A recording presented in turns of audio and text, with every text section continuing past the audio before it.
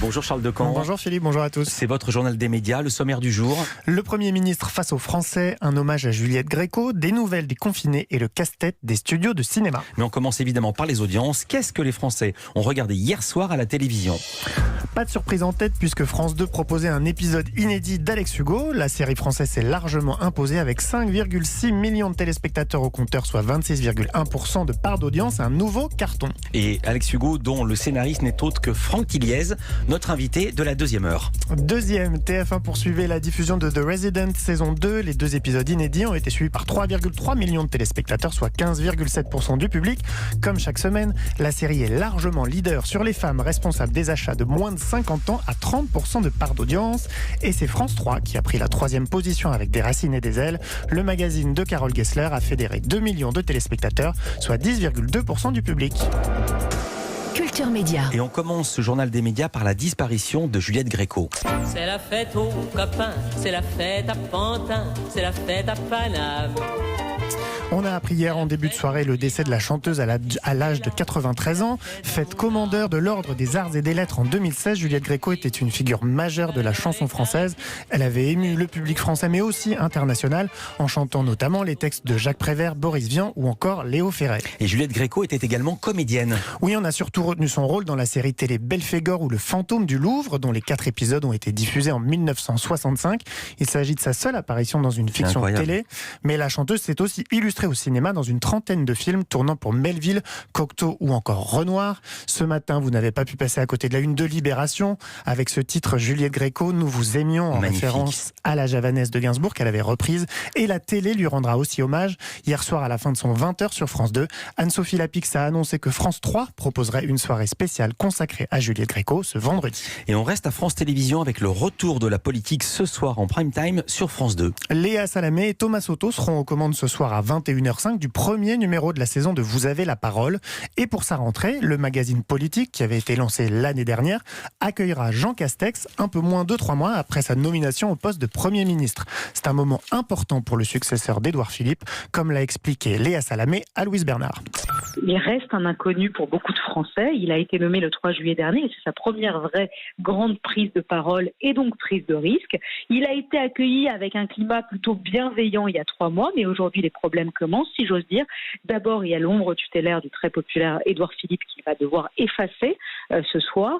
Il y a aussi les égos et les grandes gueules dans son gouvernement, Dupond-Moretti contre Darmanin, etc. Et je peux vous dire que à la fois Éric Dupond-Moretti et Gérald Darmanin seront dans le public. Il viendra avec des ministres, c'est assez rare pour le souligner, ils viendront, je ne sais pas s'ils seront à côté, mais en tout cas ils viendront. Et donc il va devoir montrer, ce Premier ministre, qui il est, ce qu'il a dans le ventre, et aussi s'il a suffisamment d'autorité pour tenir son gouvernement. L'an dernier, Vous avez la parole a enregistré des audiences très inégales et assez modestes sur France 2, oscillant entre 1,2 et 2,2 millions de téléspectateurs sur ces 7 numéros. Du coup, l'émission évolue en cette deuxième saison pour impliquer plus encore les Français. C'est pas que le Premier ministre, pas l'émission du Premier ministre, c'est vraiment la confrontation et le face-à-face avec les Français.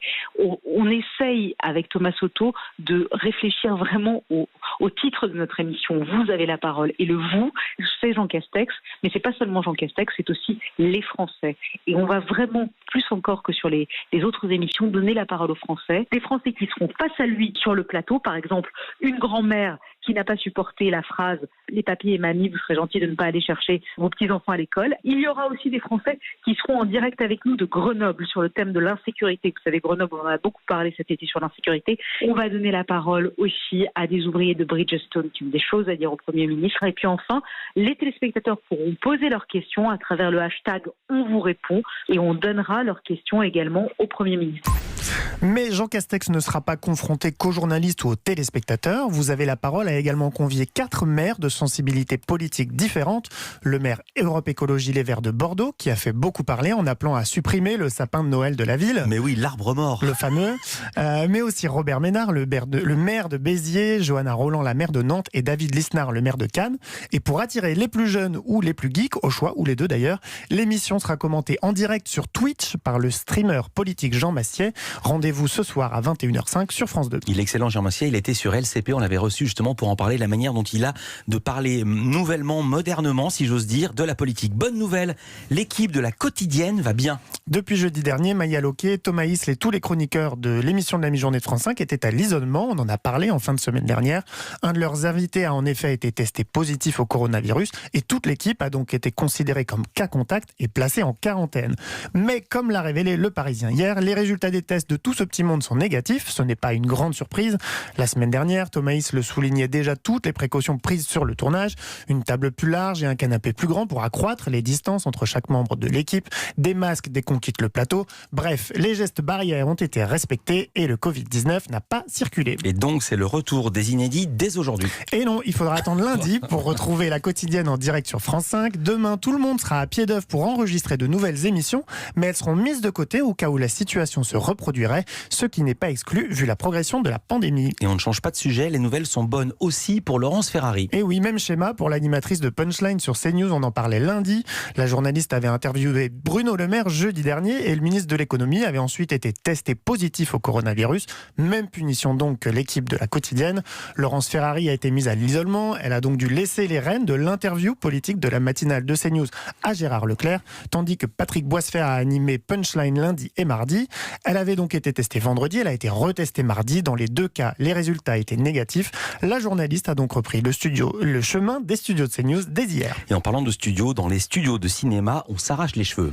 Vous savez, les calendriers de sortie au cinéma se prévoient très très en amont. Ah oui. Les studios américains calent parfois leur date des années en avance, mais la pandémie est venue bouleverser tous leurs projets. Au printemps déjà, la sortie du dernier James Bond et celle de Mulan avaient été les premières à être décalées et depuis, rien ne sort. Seul blockbuster à avoir tenté sa chance en salle, Tenet de Christopher Nolan, sorti fin août. Compte tenu des circonstances, les 250 millions de dollars engrangés depuis sa sortie sont plutôt encourageants, mais pas suffisants pour générer un bénéfice. Ce test a donc convaincu tous les studios de repousser les grosses sorties prévues dans les semaines et dans les mois à venir. Vous voulez dire qu'on n'aura donc aucune grosse nouveauté d'ici Noël? Ça semble mal parti, encore plus depuis les annonces de Disney hier. Le studio a officialisé une série de décalages auxquels on s'attendait malheureusement de plus en plus.